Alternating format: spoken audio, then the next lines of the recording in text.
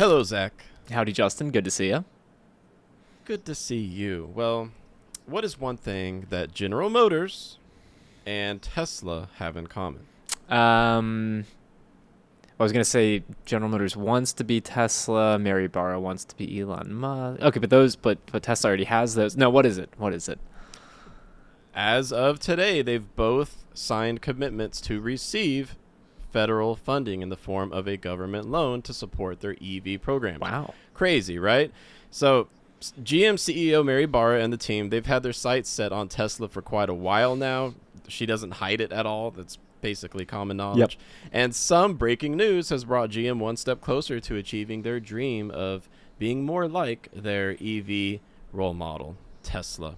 So this is crazy because it's the very first time that the federal government has funded the development of batteries.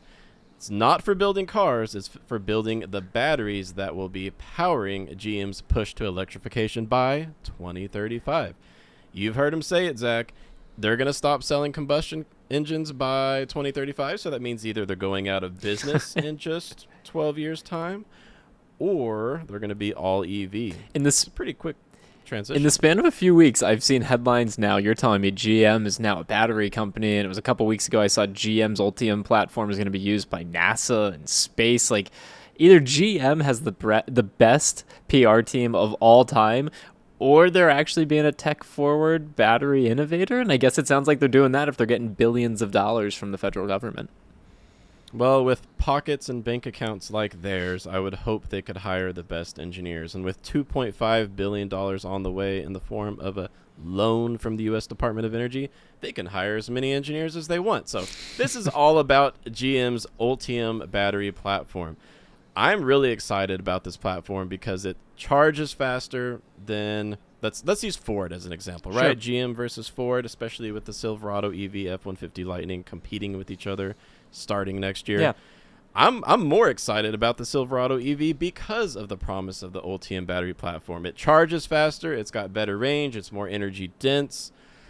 It also has even some other tricks such as better heat management and the ability to reuse thermal energy rather than just waste it. So there's all these tricks that GM has up their sleeve with the Ultium platform.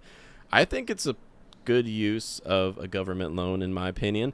It's also going to be making a lot of jobs. Yeah. 5,000 American jobs is what GM says. What is like the best case scenario for this? So if I'm the U.S. Department of Energy and I'm loaning out $2.5 billion, what am I hoping to get out of this? Like, are there going to be things that aren't just patents that GM's going to use to further try and, compete in the battery landscape, or are there materially beneficial things that, I don't know, the U.S. Department of Energy will be able to leverage as a part of this? And also, didn't we just get some specs out for the first vehicle that's going to be on the Ultium platform? I'm trying to remember. It was a Chevy Trailblazer. Is that the one that we just got specs for recently?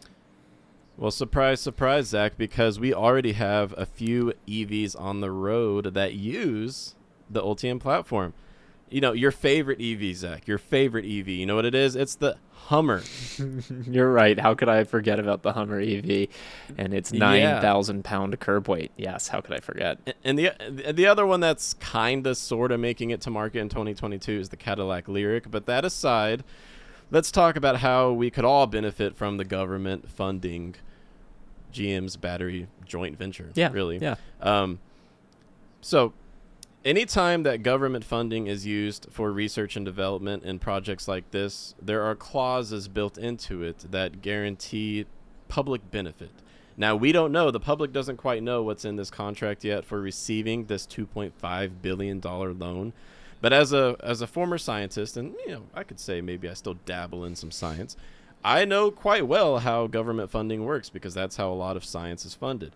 And basically, there's going to be some clauses in there that say, okay, maybe you've got to create this many jobs, you've got to share your technology with a certain number of partners within a certain time frame. Who knows? But we'll learn more soon. Thinking about getting an extended warranty? Go to joinyaa.com and check out our pricing there. There's no obligation, no spam, no robocalls. YAA for your extended warranty. Interesting. Well, I'm at the edge of my seat. I mean, that's a big number, and honestly, Tesla is the only other I'm going to call it automaker, but now they're not even just automakers who's received this type of funding. And this is, like you said, the first time for it to be battery specific. So it's pretty interesting stuff. Yeah, and I must say that back in 2010 when Tesla received the funding, they received about $465 million. So here we're looking at $2.5 billion. At some point, though, Ford even received one of these kinds of loans. So they're not the first, but it is the first to fund battery production. The government has the goal of 50% of U.S. auto manufacturing being fully electric by 2030. That's pretty quick. Time flies. So if they're looking to get to 50% of U.S. built vehicles being fully electric, this loan kind of makes sense. And as someone who drives electric, I think everyone would love it if just we have more availability, more vehicles, lower prices, and better infrastructure. 100%, Justin. Couldn't be more proud of you for making us aware of this, because you know what? We need to see some advancements here. You and I have talked a lot about it, on our Plugged In live show. Infrastructure, battery technology needs to come a pretty far way for EVs to become mainstream. This is definitely a step in the right direction. Yes, indeed. Couldn't agree more.